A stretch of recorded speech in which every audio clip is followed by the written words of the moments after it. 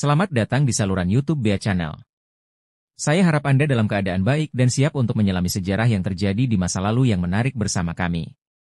Di sini, kami akan menjelajahi berbagai topik sejarah dan berbagi kisah-kisah sejarah yang luar biasa. Jangan ragu untuk berinteraksi melalui kolom komentar dan jangan lupa untuk tekan tombol subscribe agar tetap terhubung dengan konten-konten menarik di masa mendatang.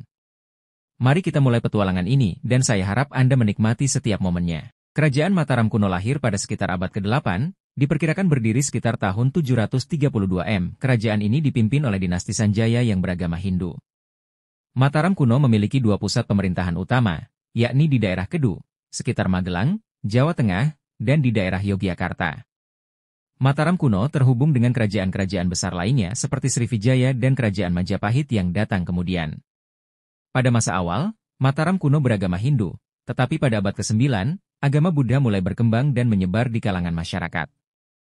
Pemerintahan dan kerajaan.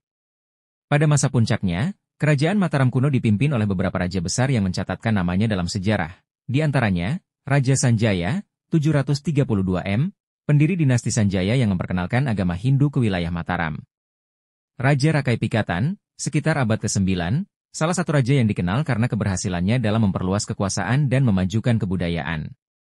Raja Balitung, sekitar abad ke-10, dikenal sebagai raja yang berhasil memperkuat kerajaan dan menjaga stabilitas politik. Raja Mpu Sindok, abad ke-10, raja yang memindahkan pusat pemerintahan ke Jawa Timur akibat serangan dari kerajaan lain dan bencana alam. Pada masa pemerintahan Raja Balitung dan Mpu Sindok, kerajaan Mataram kuno mengalami kemunduran akibat serangan-serangan dan ketegangan internal yang menyebabkan perpindahan pusat pemerintahan. Peninggalan sejarah. Mataram kuno meninggalkan banyak warisan budaya yang masih bisa ditemukan hingga saat ini, seperti Candi Prambanan, candi Hindu terbesar yang dibangun pada masa kejayaan Mataram kuno. Candi Borobudur, candi Buddha terbesar di dunia, yang dibangun pada masa pemerintahan dinasti Shailendra yang juga memiliki hubungan dengan Mataram kuno, meski lebih dikenal sebagai bagian dari kerajaan Mataram yang berpusat di Jawa Tengah. Candi Mendut dan Candi Pawon, candi-candi yang berhubungan erat dengan Borobudur dan menunjukkan pengaruh agama Buddha pada masa itu. Kejatuhan Mataram kuno.